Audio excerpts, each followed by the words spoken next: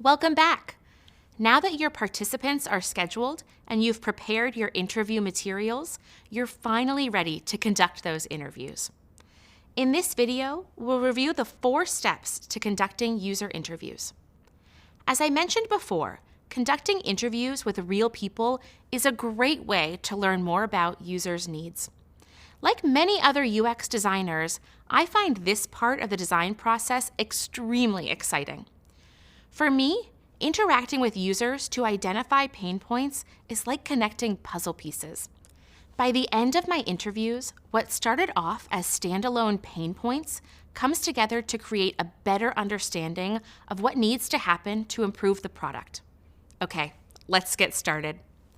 The first step is to meet the participant. Let's face it, meeting strangers can sometimes be awkward.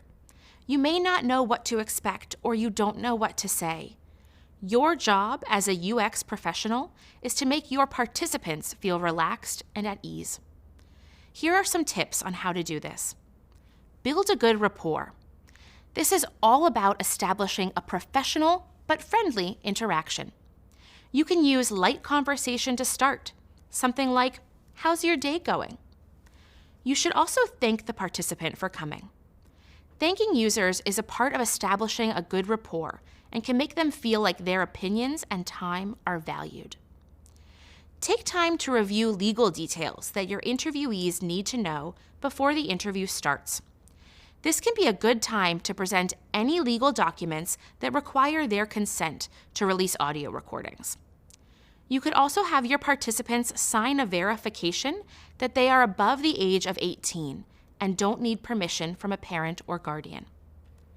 Gather basic details as you meet users.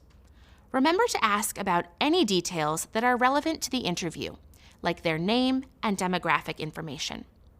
Starting with questions that are easy for the participant to answer can give them a nice boost in confidence. And finally, let the participant know that there are no right or wrong answers. This way, they feel comfortable and are not worried about giving incorrect answers.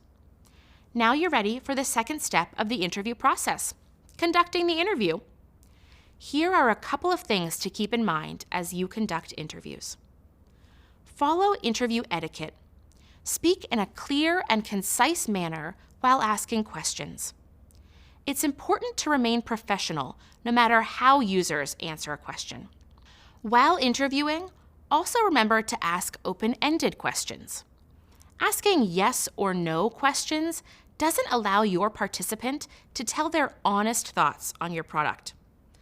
Instead, try asking questions that start with why or what. For example, if you ask a question like, "Do you like online shopping?" you'll likely get one of 2 responses, yes or no. Instead, ask an open-ended question like, "What do you like and dislike about online shopping?" Asking questions in this manner will give you a more in-depth understanding of the user's feelings, like their likes and dislikes. You should also ask follow-up questions based on how the participant answers the initial question.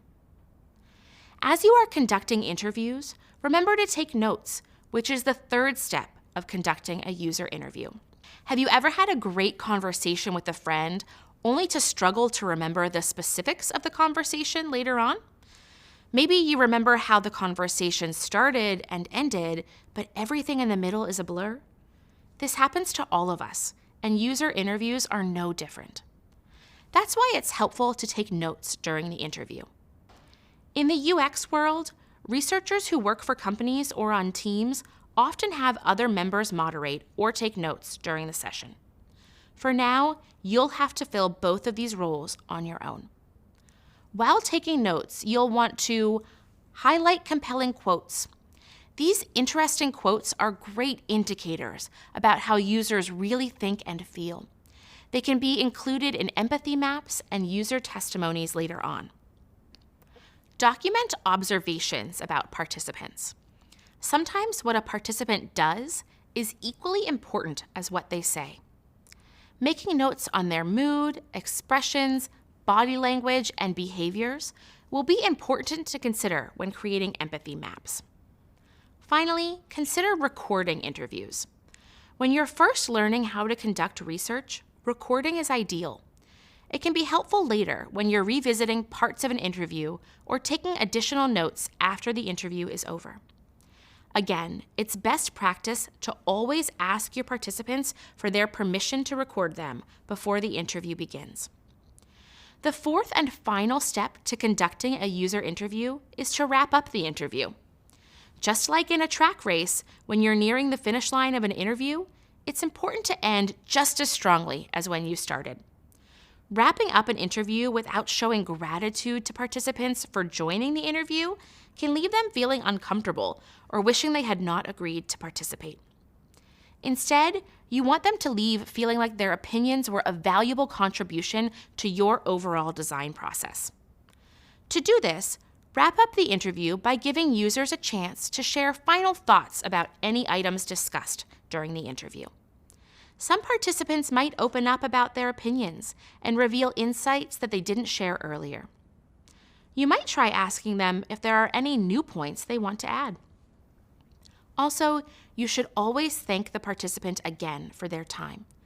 Tell them that you appreciate them participating in your interview and give them a warm goodbye. If you offered any incentives to your participants to interview, now is the time to share them. Okay, that's a wrap.